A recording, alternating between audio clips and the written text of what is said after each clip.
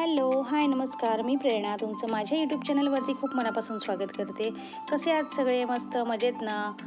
तर एरवी देवपूजेचं काम हे प्रितेशकडे असतं. म्हणजे सगळ्यात आधी प्रितेशचं सगळं आवडतं म्हणून त्याची देवपूजा पण तो करून टाकतो. सकाळ सकाळ ते घरात देवपूजा झाली की घरात कसं प्रसन्न वाटतं.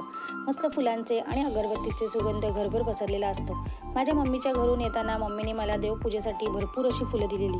माझ्या माहेरचा ब्लॉग तुम्ही बघितला आहेत का? नसेल तर तो नक्की जाऊन बघा. माझ्या पप्पांनी भरपूर अशी झाडं लावली आहेत, त्याच्यामुळे त्यांच्याकडे रोज अशी भरपूर फुलं असतात. त्यातूनच थोडी तिने मला दिलेली. मुलांना सुट्टी असली, ते घरी असली की सारखी त्यांना भूक लागत असते. म्हणून मी उन्हाळ्याच्या सुट्टीमध्ये असे बटाट्याचे चिप्स करून ठेवले होते. म्हणजे भूक लागली की लगेच त्यांना तळून देता येतात. तर आमचा अर्धा तासापूर्वीच नाश्ता झालेला आणि पोटभर नाश्ता झालेला, तरी पण त्यांना थोड्या वेळाने भूक लागलीच. म्हणून इन्स्टंट काय बनणार, तर हे चिप्स तळून दिले. कसे मस्त फुलतात ना. एरवी मला मुलांना चिप्स खायला द्यायला खूप भीती वाटते, कारण का ते वेगळ्या तेलामध्ये तळलेले असतात.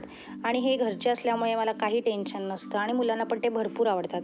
आणि मग आमच्याकडे चिप्स असले, ते बाहेरचे असो किंवा घरचे, मग ते आमच्याकडे हा गेम तर कंपल्सरी असतोच. सेफ आणि पॉयझनचा गेम त्यांनी गेम चालू केला. मग मी पण त्यांना हा गेम खेळून देते. मोबाईल किंवा टी व्ही बघण्यापेक्षा कधी पण गेम खेळलेले बरे. हल्लीच्या मुलांचे गेम काही वेगळेच असतात. मोबाईल बघून ते काही वेगवेगळं शिकत असतात. पण ठीक आहे, त्यामुळे थोडा टाईम ते बिझी तरी होतात. पूर्ण वेळ त्यांचा गेम चालू होता. त्यात लाल तिखटवाले वेफर्स खाल्ल्यामुळे त्यांना खूप तिखट लागत होतं. त्यामुळे त्यांनी त्याच्यावर मध, गूळ सगळं खाऊन बघितलं, पण त्यांना काहीच फरक पडत नव्हता. म्हणून जीव बघा काय बोलते ते.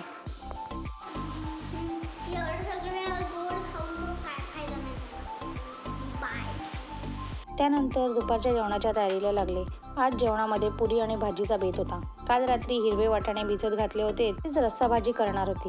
हे बघा आमच्या घरी आलेले चिंटू चिंटू टोमॅटो किती क्यूट आहेत ना. त्याला पण कापून घेतलं, त्याची प्युरी पण करून घेतली. नंतर रस्सा भाजी करण्यासाठी कढईमध्ये टोमॅटो, कांद्याची प्युरी, आले लसूण पेस्ट असे करून सगळे मसाले टाकून घेतले आणि ती छान शिजवून घेतली. आणि भाजी हॉटेलसारखी दाट होण्यासाठी कढईमध्ये मी आधी जागा करून घेतली आणि त्यामध्ये 1 चमचा तूप टाकलं. त्याच्यामध्ये 1 चमचा किंवा 2 चमचे बेसन टाकून बेसन पण छान शिजून घ्यायचं. आणि ते शिजल्यानंतर मग सगळी ग्रेव्ही मिक्स करून त्यात बटाटा आणि हिरवे वाटाणे टाकून मस्त मिक्स करून घ्यायची आणि पाणी न घालता मस्त छान शिजवून घ्यायचं. मंद आचेवरच ही छान शिजते, पाणी न घालता पण छान शिजते. भाजी शिजते तोपर्यंत पीठ मळून घेतलं आणि लगेच पुऱ्या करायला घेतल्या. भरपूर पुऱ्या करायच्या होत्या, म्हणून खालीच बसून सगळ्या पुऱ्या एकत्र करून घेतल्या. नंतर म्हणलं एकत्रच तळू. सर्व पुऱ्या लाटून झाल्यानंतर तळायला पण घेतल्या. सर्व पुऱ्या मस्त टम्म फुगत होत्या. जेवणाचा घरभर मस्त सुगंध पसरलेला. मग काय मुलांना परत भूक लागली. मग सगळ्या पुऱ्या तळून झाल्यानंतर भाजी पण झाली. मग काय आम्ही सगळे जेवायलाच बसलो. तुम्ही पण येता का जेवायला? तर कसा वाटला माझा आजचा व्हिडिओ? आवडला असेल तर लाईक करा, कमेंट करा आणि जर मराठी ब्लॉग असेच आवडत असतील तर चॅनलला सबस्क्राईब करा आणि माझ्या चॅनलला सपोर्ट करा. नेक्स्ट ब्लॉगमध्ये भेटू, तोपर्यंत बाय.